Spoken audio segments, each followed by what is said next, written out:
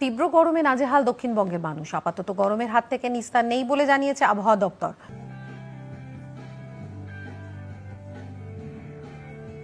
তীব্র গরমে নাজেহাল দক্ষিণবঙ্গের মানুষ। আপাতত গরমের হাত থেকে নিস্তার নেই বলে জানিয়েছে আবহাওয়া দপ্তর। রবিবার পর্যন্ত দক্ষিণবঙ্গের 8টি জেলায় অতি তীব্র তাপপ্রবাহের সতর্কবার্তা জারি করেছে আবহাওয়া দপ্তর। আজ তাপমাত্রা একই রকম থাকলেও আগামীকাল থেকে তা বাড়তে শুরু করবে। দক্ষিণবঙ্গের কোনো কোনো জায়গায় সর্বোচ্চ তাপমাত্রা 4 থেকে 7 পর্যন্ত বেশি হতে পারে। গতকাল কলকাতায় সর্বোচ্চ তাপমাত্রা ছিল 39.4 ডিগ্রি সেলসিয়াস। আজ সকালে সর্বনিম্ন তাপমাত্রা দাঁড়িয়েছে 29.4 ডিগ্রি সেলসিয়াস। দক্ষিণবঙ্গের পানাগড়ে গতকাল সর্বোচ্চ 42.5 ডিগ্রি সেলসিয়াস তাপমাত্রা রেকর্ড করা হয়। ভারতের আবহাওয়া দপ্তর অত্যাধুনিক গরমের সময় সঠিক ভবিষ্যৎবাণী করে থাকে। এই সতর্কবার্তাকে গুরুত্ব দেওয়া উচিত।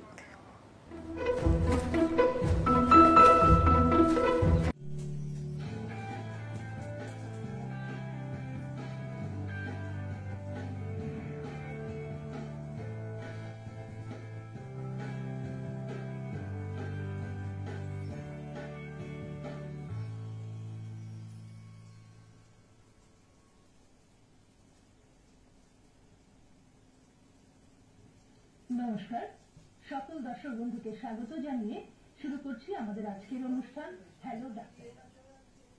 আজকে আমরা অনুষ্ঠানে আলোচনা করব হাঁটুর বাত বা নি আর্থারাইটিস নিয়ে। হাঁটুর বাত অত্যন্ত কষ্টকর একটি সমস্যা। হাঁটুতে বাত হলে স্বাভাবিক চলাফেরা বিশিষ্ট চিকিৎসক doctor Chinmoy Nath news reader এই হয়ে গেছে, ফেন্ট হয়ে গেছে। Consultant orthopaedic and spine surgeon. নমস্কার সকল দর্শক বন্ধু, আর রয়েছেন আপনারা আমাদের প্রিয় দর্শক বন্ধুরা। প্রতিদিনের মতো অনুষ্ঠান চলাকালীন আজকের বিষয় নিয়ে যদি আপনাদের কোনো জিজ্ঞাসা থাকে বা ডাক্তারবাবুর কাছ থেকে পরামর্শ নিতে চান, অবশ্যই আমাদের ফোন নাম্বারগুলো স্ক্রিনে আপনারা দেখতে পাবেন। রিপিটেড লাইন যায়নি, একদমই যায়নি, ডার লাস্ট একদম এটা চলে গিয়ে আজকে এই অনুষ্ঠানটি পুনঃপ্রচার হবে আজ রাত 12টায় ও কাল সকাল 9টায়। এছাড়া ইউটিউব চ্যানেলেও এটি সরাসরি দেখানো হবে।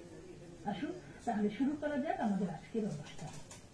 ডাক্তার নাথ, স্বাগত জানাই আপনাকে আমাদের অনুষ্ঠানে। ধন্যবাদ। আজকে আমরা যে বিষয় নিয়ে আলোচনা করব সেটা খুবই একটি কষ্টকর সমস্যা পেশেন্টদের কাছে। সেটা হচ্ছে হাঁটুর বাত বা নি আর্থারাইটিস। তো প্রথমেই আপনার থেকে জানতে চাইবো এই হাঁটুর বাত বলতে আমরা কি বুঝি এবং কত রকমের এই হাঁটুর বাত হয়। হাঁটু একটা হাঁটুতে সেটা হচ্ছে অস্টিও আর্থ্রাইটিস। সেটা বয়সজনিত আর্থ্রাইটিস। একটু মাঝ বয়সে এবং বেশি বয়সে এটা হয় এবং এতে কি হয়, হাঁটুর ভেতরে আমি একটা ছবি দেখাচ্ছি, সেটা হচ্ছে ছবিটা দেখানো যায় দর্শক বন্ধুরা, তাহলে অনেক সুবিধা হবে বুঝতে। তো সেই ছবিটা হচ্ছে আপনি বাঁদিকের যে ছবিটা আছে হাঁটু, সেটা হচ্ছে নর্মাল স্বাভাবিক হাঁটু, ঠিক আছে। সেখানে দেখুন হাড়ের ছবিটা আছে হলুদ রঙে, আর নিচে এটা হচ্ছে কার্টিলেজ বা তরুণাস্থি। এই তরুণাস্থি প্রথমে ক্ষতি হতে থাকে এবং আস্তে আস্তে ভেঙে যেতে থাকে। তাহলে ডান দিকের ছবিটা দেখুন, তরুণাস্থিগুলো ক্ষয় হয়ে গেছে, ক্ষয় হয়ে গিয়ে তারপরে আস্তে আস্তে হাঁটুর যে সারফেস বা তল হাড়ে সেটা রাফ হয়ে গেছে, হয়ে গিয়ে তাহলে ঘষা লাগছে।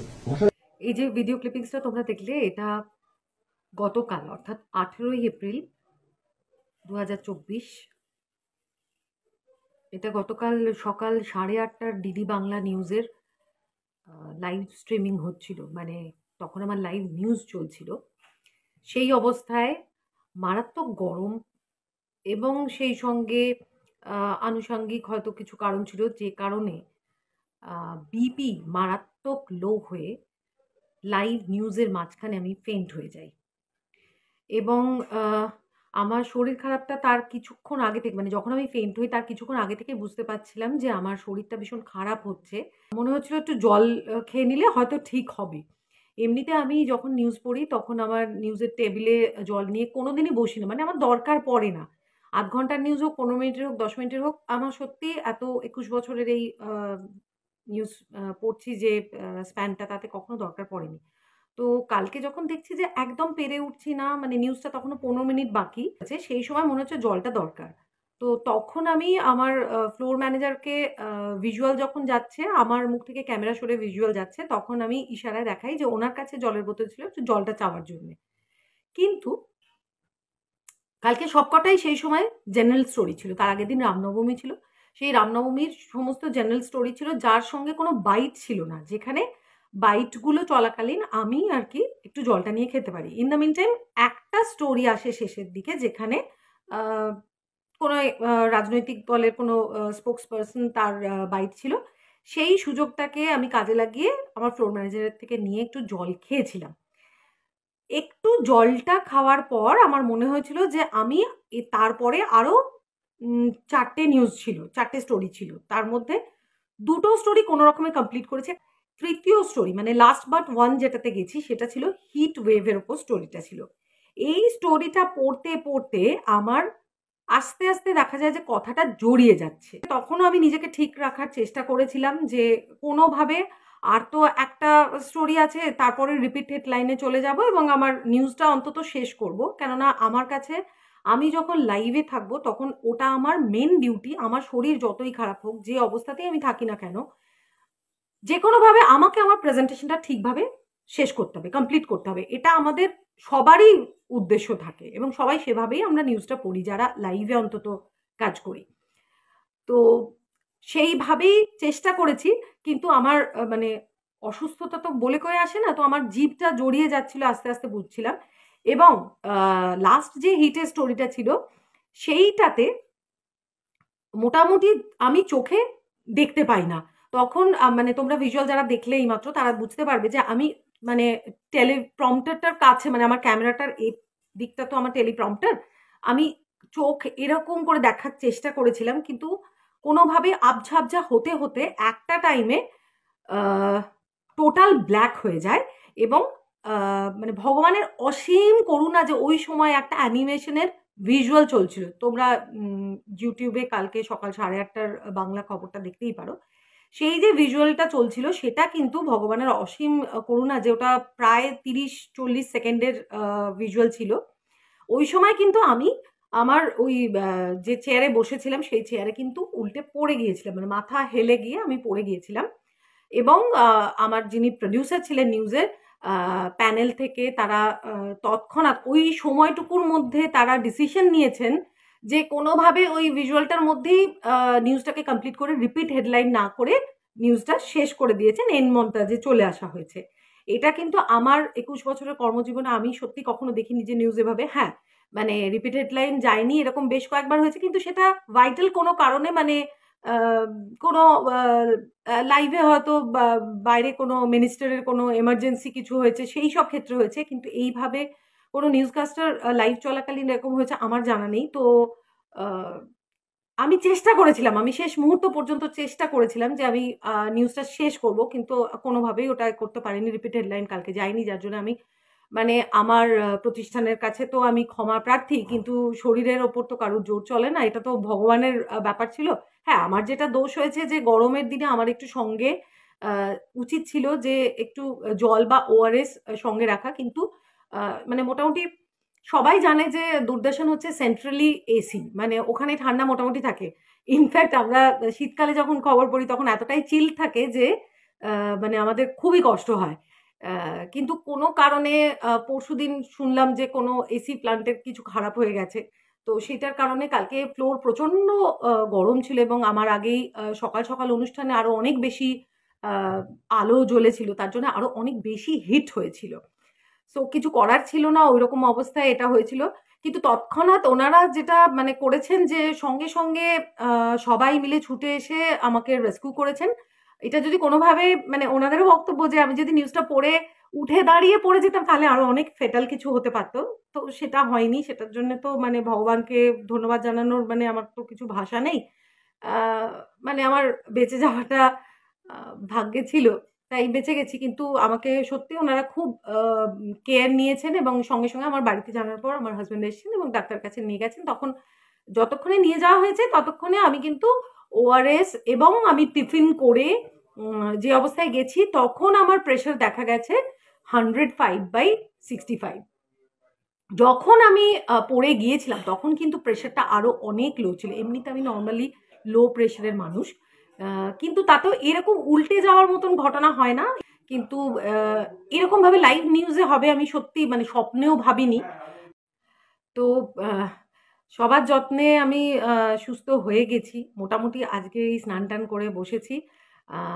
কাল থেকে প্রেশারটা বারবার মনিটরিং হচ্ছে, বাড়িতেই আর কি প্রেশার মাপা হচ্ছে। তো ঠিক আছে, এখন আমি সুস্থ আছি। কিন্তু আমার এই ভিডিওটা করার উদ্দেশ্য হচ্ছে যে আমার এই ভিডিও থেকে যারা ফুটেজটা দেখছো তাদের সবার কাছে রিকোয়েস্ট করব যে এই গরমটা কিন্তু একেবারে অস্বাভাবিক গরম। এবং আমি এই যে একটা কথা বলছি যে কালকে ফ্লোরেতে এসিতে মানে কুলোচ্ছিল না, সংকুলান হচ্ছিল না, যতটা ঠান্ডা দরকার ততটা হচ্ছিল না। কিন্তু এটারও একটা খারাপ দিক আছে। আমরা চারপাশে সবাই ভালো একটু ঠান্ডায় থাকবো, একটু আরামে থাকবো বলে যথেচ্ছ এসির ব্যবহার করে থাকি। এটাও কিন্তু আমাদের চারপাশটা গরম হওয়ার একটা অন্যতম কারণ। আহ সেজন্যই আমার একটু রিকোয়েস্ট সবার কাছে যে আমরা কি পারি না একটু গাছ লাগিয়ে পৃথিবীটাকে একটু সবুজ করতে? তাহলে বোধহয় এরকম ঘটনা ঘটবে না। কিন্তু আমি জানি এই বছরের আমরাই খবরের মাধ্যমে বলেছি যে তাপমাত্রা, কলকাতার তাপমাত্রা প্রায় ৪৫ ডিগ্রি পৌঁছে যেতে পারে। কিন্তু এটায় কলকাতার মানুষজন অভ্যস্ত নয়। আমি আবারও বলছি, কলকাতার মানুষজন কিন্তু এটাতে অভ্যস্ত নয়। যে কারণে এই অসুবিধাটা হচ্ছে। আমাদের পশ্চিমাঞ্চলের মানে বাঁকুড়া, বীরভূম, পুরুলিয়াতে ৪২-৪৩ ডিগ্রি অবধি টেম্পারেচার ওঠে। ৪৫ ডিগ্রি অবধি উঠলে তাদের হয়তো অ্যাকাস্টম করে নিতে পারবেন। কিন্তু আমরা এখানকার মানুষজন এতটা টেম্পারেচারে অভ্যস্ত নই। তাই আমাদের মনে হয় যে আমরা যদি পায়রার খোপের মতন ওই ফ্ল্যাট বাড়িতে থাকিও, আমরা কিছু কিছু করে অন্তত গাছ লাগিয়ে একটু কি পরিবেশটাকে শীতল করতে পারি না? চেষ্টা করে তো দেখতে পারি। আমার স্বনির্বন্ধ অনুরোধ সবার কাছে, একটু চারপাশটাকে সবুজ করুন। আর বন্ধু-বান্ধব এবং শুভাকাঙ্ক্ষী সবাইকে বলব, এই তীব্র গরমে যতটা সম্ভব একটু রোদ্দুরটাকে এড়িয়ে চলার কথা। বলছি বটে, কিন্তু আমাদের সকলেরই এমন এমন কাজ থাকে যাতে রোদ্দুর এড়িয়ে চলা যায় না। আমার হাসব্যান্ড, সে মেডিকেল রিপ্রেজেন্টেটিভ, তাকে রোদ্দুরের মধ্যে বাইকে চড়ে ঘুরতে হয়।